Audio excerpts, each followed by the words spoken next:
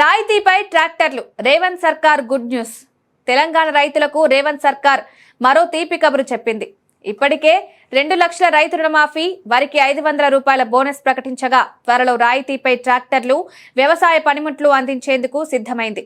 యాసంగి సీజన్ నుంచి అన్నదాతలకు అవసరమైన వ్యవసాయ ఉపకరణాలు, యంత్రాలను రాయితీపై సరఫరా చేయడానికి ప్రణాళిక సిద్ధం చేసినట్లు వ్యవసాయ శాఖ మంత్రి తుమ్మల నాగేశ్వరరావు వెల్లడించారు.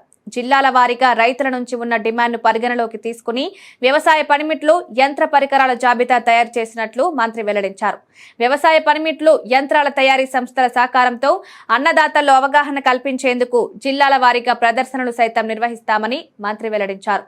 వ్యవసాయ యంత్రీకరణ పథకంలో భాగంగా అన్నదాతలకు ట్రాక్టర్లు, నాగళ్లు, కల్టివేటర్లు, రోటోవేటర్లు, పవర్ వీడర్లు, తైవాన్ స్ప్రేయర్లు, మొక్కజొన్న వలుచే యంత్రాలు, కిసాన్ డ్రోన్లను ప్రతిపాదించినట్లు చెప్పారు.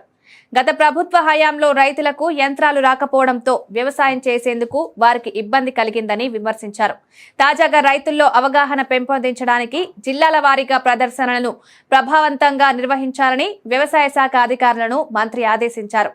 అన్నదాతలకు ఎటువంటి ఇబ్బందులు లేకుండా సీజన్ ప్రారంభంలోనే వ్యవసాయ పనిముట్లను అందజేయాలన్నారు. వ్యవసాయ అనుబంధ రంగాలను సైతం ఈ ప్రదర్శనల్లో భాగస్వామ్యం చేయాలన్నారు.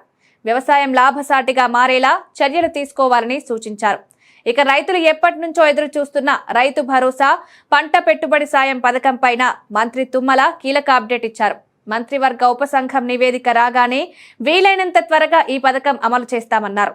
ఈ పథకం కింద ఎకరాకు 15,000 రూపాయలు పంట పెట్టుబడి సాయంగా ప్రభుత్వం అందించనుంది. ఇప్పటికే విధి విధానాలు ఖరారు కాగా త్వరలోనే రైతుల అకౌంట్లలో డబ్బులు జమ చేసేందుకు రేవంత్ రెడ్డి ప్రభుత్వం సిద్ధమైంది.